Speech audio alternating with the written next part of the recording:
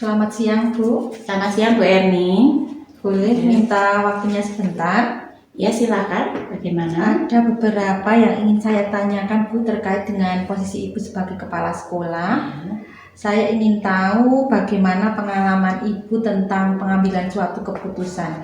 Ibu pernah tidak punya pengalaman dalam suatu pengambilan keputusan? Tentunya pernah, Bu Erni. Menurut Ibu itu dari keputusan yang diambil itu situasinya terkait dengan apa, Bu? Apa terkait dengan situasi dua-duanya benar dan benar? Apa situasi yang dimana satu benar dan satu salah? Iya, kami mengambil keputusan yang dua-duanya benar dan benar. Berarti Ibu pernah punya pengalaman di mana situasinya itu dua-duanya benar, di Iya, satu sisi betul. benar dan di sisi lain benar, seperti Iya, itu ya, Bu? betul, iya. Berarti dari pengalaman Ibu, kira-kira yang paling sering di antara situasi antara benar dan benar itu contohnya seperti apa, Bu, yang pernah Ibu alami dan itu dirasa merupakan suatu dilema yang membingungkan? Iya, pada saat kenaikan kelas itu, Bu Erni, kita harus mengambil keputusan di mana ada anak itu yang sebetulnya itu berkebutuhan khusus, tetapi orang tuanya itu tidak, maksudnya kurang menerima, jadi tetap mempertahankan untuk sekolah di SD Negeri 1 Pringsurat. Nah, ketika kenaikan kelas, anak itu sebetulnya kurang mampu untuk mengikuti pelajaran di kelas tinggi. Nah, tetapi karena tidak boleh istilahnya tidak menaikkan anak, maka anak itu tetap kita naikkan, misalnya dari kelas 1 ke kelas 2. Jadi anak yang sebetulnya itu belum mampu untuk menerima pelajaran di kelas 2, tapi anak itu tetap harus kita naikkan. Seperti itu, Bu, contohnya. Berarti itu termasuk dilema yang membingungkan ya, Bu. Di Betul. lain sisi anak itu ABK, tetapi di Iya. dalam peraturannya tidak boleh untuk tinggal Tidak di menaikkan, kelas. ya betul, dan orang tuanya memang mendukung, tetapi karena kemampuan anak itu sendiri yang memang ya harusnya berkebutuhan khusus tidak sekolah di SD yang normal, seperti itu, Bu Eni. Berarti dari pengalaman Ibu tadi, di mana situasinya antara benar dan benar, itu Ibu sebagai posisi sebagai kepala sekolah, kira-kira langkah apa yang Ibu ambil dalam menyikapi masalah tersebut? Ya. Langkah-langkah yang Iya. Langkah yang kita ambil itu tentu saja harus ada koordinasi antara guru kelas 1 dan guru kelas 2. Dari guru kelas 1 nanti memberikan pengertian atau kepada guru kelas 2 bahwa anak ini berkebutuhan khusus, tapi harus dinaikkan, sehingga nanti ada kolaborasi antara guru kelas 1 dan guru kelas 2, seperti itu. Berarti untuk masalah tadi, langkah-langkah yang diambil itu supaya anak yang ABK itu bisa naik kelas 2 dan guru kelas 2 bisa memahami itu koordinasi dulu ya, Bu, antara koordinasi antara guru kelas sebelumnya kelas 1 dengan guru kelas 2 dan nanti supaya anak tersebut bisa mengikuti dan guru di kelas atasnya itu tidak menyalahkan guru di kelas bawahnya. Kok anak seperti ini kok dinaikkan, seperti itu. Sudah tahu sebelumnya. Sudah tahu sebelumnya.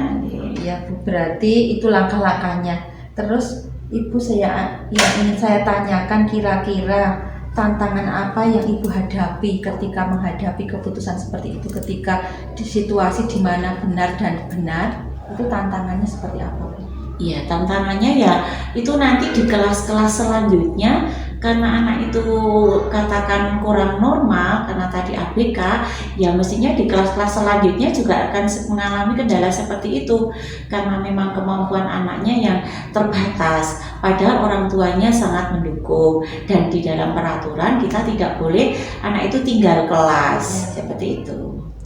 Berarti untuk tantangannya itu setelah anak itu naik, mungkin nanti di kelas-kelas selanjutnya juga guru kelas itu lebih untuk mendampingi supaya harus ada koordinasi, kolaborasi antara kelas yang di bawahnya dan kelas di atasnya. Itu merupakan tantangan ya, Bu, dalam suatu pengambilan keputusan. Terus, Bu, kira-kira ketika dalam situasi seperti itu, apakah Ibu pernah mengagendakan jadwal di antara situasi situasi tersebut itu mungkin dalam seminggu untuk menyelesaikan masalah itu, atau bisa mengalir begitu saja untuk suatu penyelesaian keputusan? Iya, tentu ada jadwal Bu. Misalnya koordinasi guru kelas 1 dengan kelas 2, kemudian juga menghadirkan orang tuanya, sehingga ada kolaborasi, ada saling pengertian antara guru kelas dengan wali murid tadi. Ya, berarti untuk agendanya bisa dijadwalkan, Ya, nanti bisa dijadwalkan. diatur antara kolaborasi dengan orang tua dan dengan guru di atasnya. Seperti itu ya Bu. Ya. Terus ketika tadi sudah terjadwal, kira-kira untuk menghadapi situasi tersebut ada pihak-pihak yang membantu Ibu, kira-kira siapa? Iya, tentu saja yang membantu itu paling penting adalah wali kelas dan orang tua tersebut. Itu yang paling mendukung untuk pendidikan anak tersebut. Berarti untuk menyelesaikan suatu dilema tadi itu melibatkan pihak-pihak nih ya Bu, terutama wali kelasnya dan orang tua dari siswa yang ABK tersebut. Iya, betul.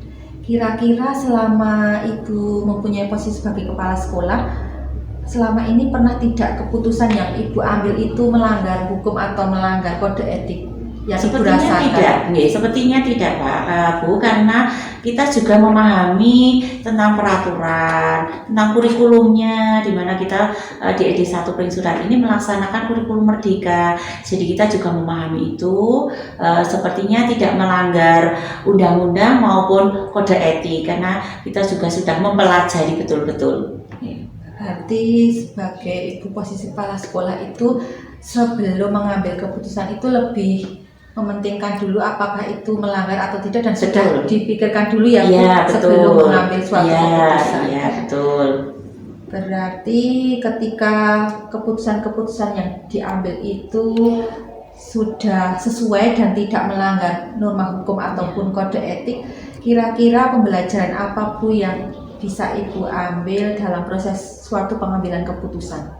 Karena di SD ini melaksanakan kurikulum merdeka, tentu saja kami dengan wali kelas itu berkoordinasi untuk melaksanakan pembelajaran yang diferensiasi, di mana guru itu harus betul-betul memperhatikan minat, bakat, kondisi siswa, termasuk tadi anak yang ABK ini harus membutuhkan pendampingan yang lebih daripada teman-temannya. Itu. Berarti pembelajaran yang diambil itu ketika kita sudah di kurikulum yang baru ya Bu, di kurikulum merdeka itu berarti anak yang ABK itu tetap diperlakukan seperti teman-teman yang lain, tetapi untuk pembelajarannya tadi dengan diferensiasi itu pendampingannya lebih bisa pembelajarannya tidak sama dengan betul.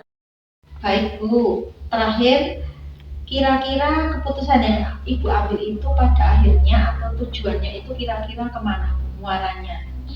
Muaranya itu agar semua kebutuhan anak itu tercukupi, baik anak itu yang dalam kondisi normal maupun anak yang berkebutuhan khusus tadi, di mana guru-guru SD Negeri 1 Pringsurat ini yang sudah melaksanakan IKM kelas 1, 2, kelas 4 dan 5 sudah paham bagaimana melaksanakan kurikulum merdeka dengan pembelajaran diferensiasi. Guru dalam mendampingi siswanya dalam pembelajaran sehari-hari itu sudah memahami tentang pembelajaran diferensiasi yang mementingkan gaya belajar anak tersebut.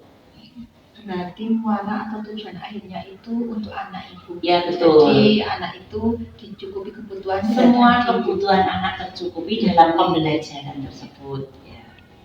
Berarti bisa disimpulkan keputusan itu semuanya berpihak kepada anak. Betul. Kepada murid.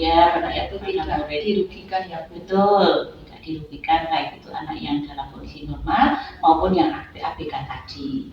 Terima kasih atas waktunya. Mudah-mudahan ke depan lebih sukses lagi, menjadi pemimpin yang bisa mengambil keputusan yang berpihak pada murid. Terima kasih Bu Eni juga menjadi guru yang bisa menjadi teladan baik bagi siswanya maupun teman-temannya dan dapat menggerakkan teman-temannya juga.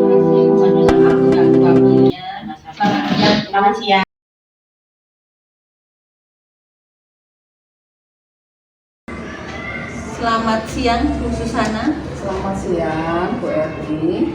Boleh minta izin waktunya sebentar Bu? Monggo silahkan. Ada beberapa hal yang ingin saya tanyakan Bu terkait dengan posisi Ibu sebagai kepala sekolah. Yang pertama Bu, saya ingin tahu bagaimana selama ini Ibu mengambil keputusan. Pernah tidak Bu, Ibu punya pengalaman dalam mengambil suatu keputusan? Tentu saja di satuan pendidikan ini ya setiap saat kita itu selalu mengambil sebuah keputusan. Berarti Ibu itu dalam posisi sebagai kepala sekolah mengalami setiap hari Ibu bisa dibilang Ya, sering. dalam posisi untuk mengambil sebuah keputusan. Ya. Kira-kira menurut Ibu itu dari keputusan yang sering Ibu ambil itu terkait dengan keputusan itu di mana dua-duanya benar atau di mana keputusan itu di satu sisi benar dan di satu sisi salah kira-kira? Ada juga yang kedua-duanya benar, ada juga satu sisi benar, satu sisi salah. Berarti antara kedua-duanya benar dan yang satu salah dan yang satu benar itu sudah sering mengalami sering Bu, sebagai mengalami, posisi sebagai kepala sekolah. Kira-kira dari antara dilema etika dan bujukan moral itu Bu, kira-kira yang paling sering Ibu alami itu yang mana dari dua itu? Yang bujukan moral Yang itu, bujukan. ya. Berarti yang sering Ibu alami itu yang bujukan moral, di mana dua keputusan itu satu salah dan satu benar ya Bu? Ya. Baik Bu, berarti biasanya kalau Ibu itu dihadapkan pada situasi yang seperti itu, bagaimana biasanya Ibu itu menjalankan sebuah keputusan? Ya, biasanya saya sering mengadakan musyawarah dengan teman-teman, utamanya dengan teman-teman senior. Tetapi tetap juga melibatkan teman-teman semua dalam kegiatan rapat-rapat. Ini setiap keputusan itu kami musyawarahkan bersama. Tetapi nanti putusannya tentu saja pasti nanti ada satu sisi yang tidak enaknya. Berarti ketika kita dihadapkan pada situasi tersebut ya Bu, berarti yang pertama itu harus musyawarah ya Bu. Ya, Berarti musyawarah. kita tidak boleh melangkah sendiri Ya. tanpa adanya musyawarah. Ya.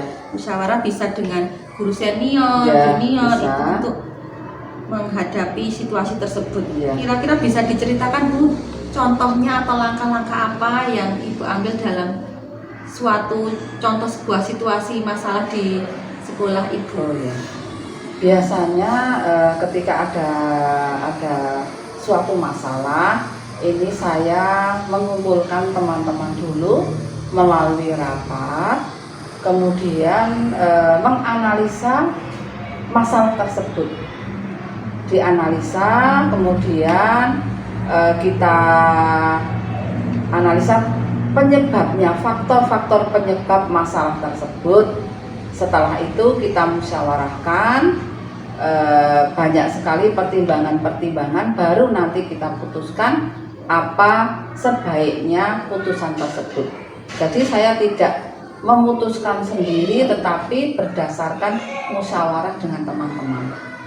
Berarti ketika dalam situasi tersebut Ibu itu yang pertama mengadakan musyawarah ya Iya, Bu, terus musyawarah. dianalisa dulu, Dianalisa dulu masalahnya itu apa, penyebabnya ya, apa, penyebabnya apa, terus baru diambil sebuah keputusan. Keputusan bersama. Ya, jadi tidak semata-mata langsung keputusan itu Iya, diambil ya Bu. tidak. Sudah melalui beberapa Iya, langkah-langkah langkah. dan tahap-tahap. Ya. Ketika Ibu sudah menjalankan seperti itu, kira-kira apakah Ibu pernah mengagendakan seumpama dalam seminggu itu bisa menyelesaikan suatu masalah untuk situasi tertentu, atau bisa masalah itu terjadi dan keputusan itu mengalir begitu saja? Kira-kira ada jadwalnya atau bagaimana? Untuk mengambil suatu keputusan, saya tidak menjadwalkan. Ketika suatu peristiwa terjadi atau kita harus mengambil keputusan, maka segera kita lakukan. Kalau kita biarkan, maka masalah itu mungkin akan berlarut-larut dan tidak akan selesai. Betul sekali ya Bu, seumpama kita berpegang teguh pada jadwal. Ketika ada masalah dan tidak terjadwal itu malah masalahnya tidak akan selesai. Tidak akan selesai. Berarti ketika ada masalah diselesaikan pada saat itu juga, Ya, supaya selesaikan. masalah itu tidak tidak menjadi besar. tidak menjadi besar Segera karena tidak diatasi. terselesaikan. Ya. Ya, betul. Berarti ketika ada masalah diselesaikan saat itu juga, Ya. dan tidak menjadi beban ya Bu. Ya, di tidak lain menjadi hari. beban. Ya. Apakah selama ini Bu ada pihak-pihak tertentu yang membantu Ibu ketika mengambil keputusan itu? Ada. Biasanya saya melibatkan guru-guru yang sudah senior, atau mungkin kalau juga bisa atasan kita kalau memang itu perlu. Tapi kalau tidak perlu, cukup dengan guru senior ya sudah. Berarti ketika dalam mengambil keputusan itu mesti ada pihak-pihak lain Ya, yang membantu ya, Bu, tidak Tidak serta-merta sendiri. saya sendiri yang harus memutuskan, tidak. Berarti untuk pihak yang membantu itu tadi tergantung masalahnya. Ya, bisa tergantung masalahnya. kita- Bisa juga komite, bisa. Bisa kalau atasan itu kira-kira masalahnya apa baru ke atasan. Ya, Kalau atasan. kira-kira Kalau memang tidak diperlukan ya tidak. kita menyelesaikan tidak secara perlu. intern Ya, tanpa- secara intern saja. Berarti selama ini ketika ada masalah diselesaikan saat itu juga, dan ada pihak-pihak yang membantu, dan Ya. tergantung masalah apa yang terjadi. Ya, ya.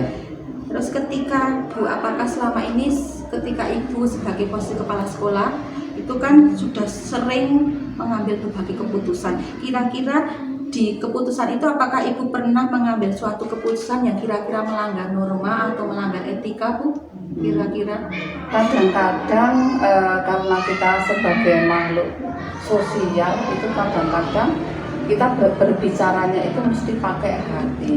Jadi kadang-kadang ada juga yang mungkin berseberangan dengan nilai tersebut yang diyakini, tapi tentu saja kita harus melihat nilai-nilai yang kita yakini itu apa dulu. Kalau nilai agama tentu saja yang kita pegang teguh nilai agama. Agama itu. Berarti ketika dalam mengambil keputusan itu Ibu tadi mengatakan untuk yang melanggar norma hukum mungkin tidak ya Bu, Ya kalau tidak, norma kalau hukum. norma Tapi hukum nilai agama juga tidak. ketika berbicara tentang etika, kita sebagai makhluk sosial itu mesti tidak serta-merta aturan yang yang mutlak itu dipatuhi, tapi Ya. kita juga berbasis rasa peduli Ya, Bu. rasa Kita peduli, bekerja juga mungkin rasa memakai hati kasihan, ya. dengan nilai-nilai kebajikan Ya. itu. Berarti kan untuk yang keputusan yang Ibu ambil ini mungkin sedikit ada yang tentang etika tetapi tidak melanggar norma hukum Ya, ya. seperti itu. Terus Bu, ketika dalam setiap situasi dalam mengambil keputusan itu apa pembelajaran yang Ibu dapatkan ketika dalam mengambil Ya. sebuah keputusan? Pembelajaran apa yang Ibu dapatkan? Sebagai kepala sekolah tentu saja yang pertama kita memang harus manut dengan aturan yang pertama. Yang kedua kita harus selalu bermusyawarah. Yang ketiga kita harus dari setiap keputusan, karena kita di satuan pendidikan harus mementingkan setiap keputusan harus mementingkan siswa. Jadi kita berpihak kepada siswa. Berarti tadi pembelajaran yang diambil ketika sudah sering berada pada situasi mengambil keputusan ya Bu, itu yang pertama tadi kita harus taat pada Ya, aturan, jangan dilupakan untuk selalu musyawarah Ya, ya Bu. musyawarah. Terus yang terakhir itu yang paling penting yaitu mementingkan siswa gitu. Ya. Berarti ketika Ibu itu mendapatkan beberapa pembelajaran, kira-kira yang terakhir Bu, keputusan yang Ibu ambil itu tujuan akhirnya atau yang paling penting itu untuk siapa? Untuk kepentingan siswa. Untuk kepentingan siswa, Ya. untuk berpihak pada Ya, siswa berpihak ya. pada siswa. Berarti ketika keputusan-keputusan itu kita ambil itu